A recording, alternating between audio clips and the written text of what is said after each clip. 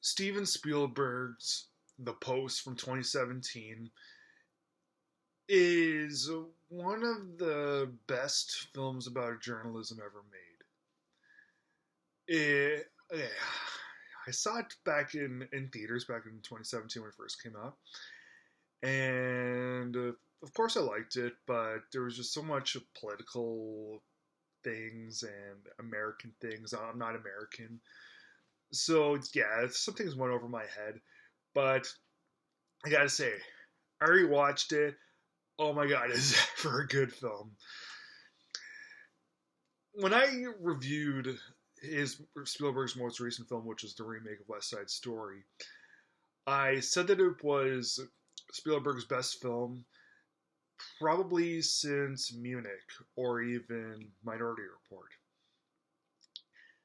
Yep, I take that all back. I don't regret my review of West Side Story, but I do regret saying that West Side Story was Spielberg's best film in so many years. Because The Post, okay, this may sound like a bold statement for me to make, but I am right. I'm gonna just call The Post right now one of Steven Spielberg's top 10 best films that he's ever made. And okay, Spielberg, he's made like roughly 30 films, give or take. And yeah, I would call The Post better than, shoot me for saying this. I like this one better than Jaws, if you can actually believe that. Nothing against his 1975 breakout, but yeah, I always found Jaws to be a little overrated. Not very overrated, but yeah, I think that it gets a little too much praise. While this one is very underrated film. I mean, like it's about as good as All the President's Men from 1976, which is the best, which is probably the journalism film that's ever been out. And The Post, kind of the prequel to it, because All the President's Men is about journalists investigating Watergate, and this one is about journalists investigating the publications of the Pentagon Papers. And okay, there's been quite a few different things that are about journalism, but the way that Spielberg is able to put so much great detail and great explanations behind each and every little thing about this. Okay, as I said, I'm not American, but this movie is so thrilling, so interesting, and it's very character driven. Like even Meryl Streep's whole ordeal with the shares and the Washington Post, even that subplot, even that's pretty interesting to see. And yeah, I love it when subject matter that may be over my head in some other thing is done so fascinatingly, and it's delivered so fascinatingly in something such as The Post. It's almost like when I saw JFK, and of course I knew nothing about.